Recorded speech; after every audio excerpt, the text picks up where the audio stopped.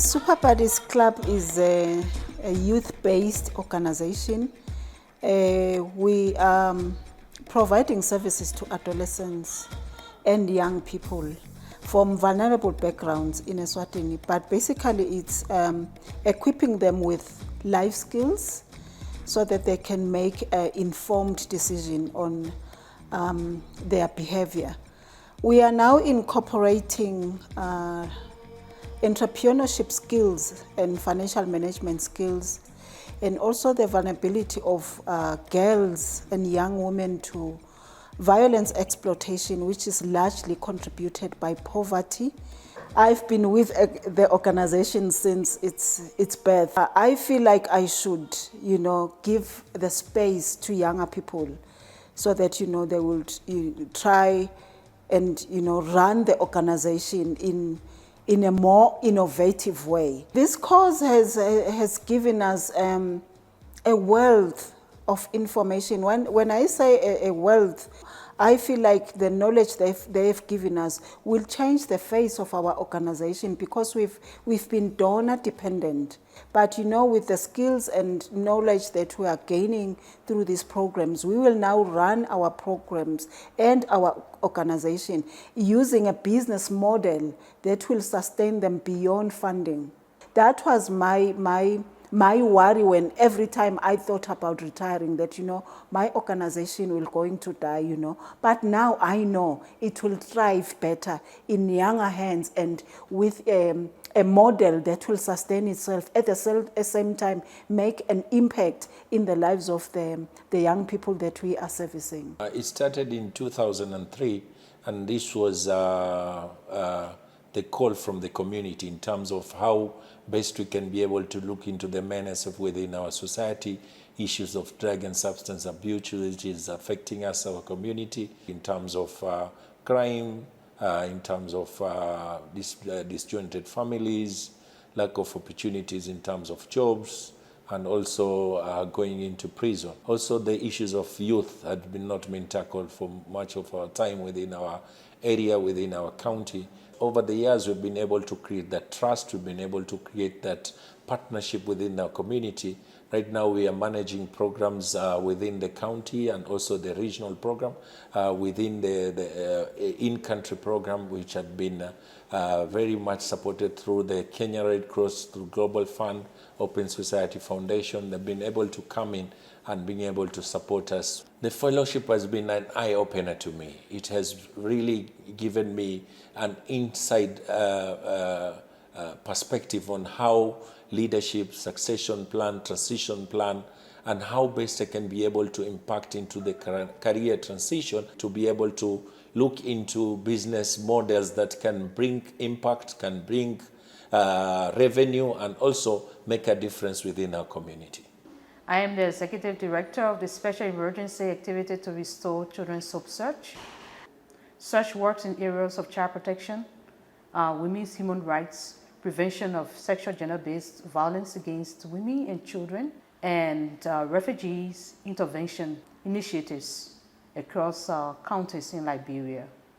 Having spent 22 years plus of the institution, I intend to transition into politics, considering where I come from. My county is underrepresented when it comes to women's political participation, and I want to use this opportunity from the organization as a marker to step up to a bigger platform where issues of women and children will be placed on the agenda, on the national agenda. This fellowship program has been fantastic, has been insightful.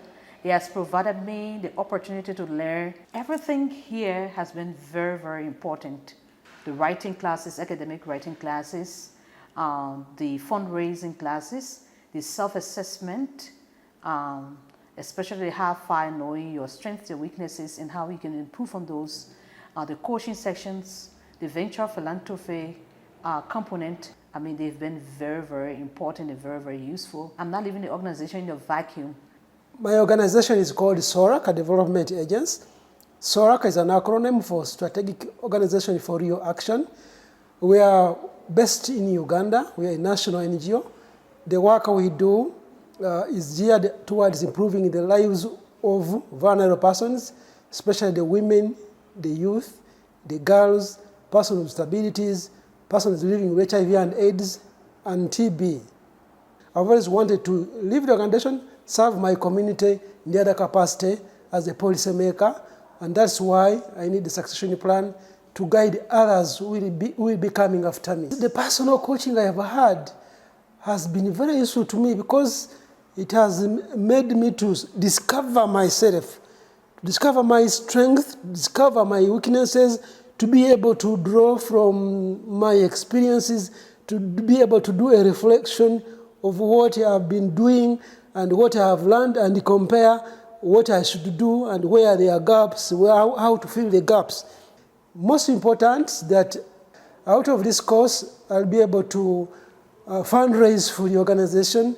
Out of this course, I've got skills that can keep the organization running even without getting donors who are giving handouts. The best thing, actually everything was best for me. The professors have done great work, tremendous work, because everything they have touched has been very important and useful, both to my life as a person and also to the organization which I head.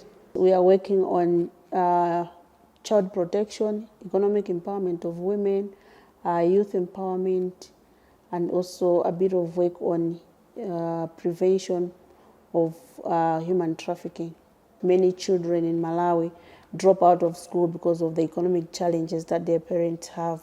But then education is a right for every child, and I thought my organization could make a great contribution in terms of making sure that children are kept in school and their right is fulfilled, and that more children are protected from violence and from any kind of abuse that most of the children are facing. My plan is to make sure that we develop a business that is a business model that is implementable by the organization beyond me. The course has been very valuable for me. It has even made me to think that I can do more than what I'm doing now. I'm even thinking of registering for a master's program in philanthropy. So this is just a beginning. I'm already transferring the skills through WhatsApp, texting to my friends back home, and even the partners that I work with. And this is an opportunity for me, as the skills will also give me another diversion of raising resources for my organization as well as for myself. You want to bring me last because the African adage that say, he who laughs last, laughs the best. I'm a co-founder of an interfaith organization based in Nigeria. We use faith-based approach to address contemporary issues facing our society. One of them is in good governance, conflict prevention, of course, issues around climate change. Let me just put it in one word, which might be very strange. We use divine intimidation strategy to advocate for social change. And that has been very strong, coming from Africa that are very notoriously religious, but in some areas not entirely very godly.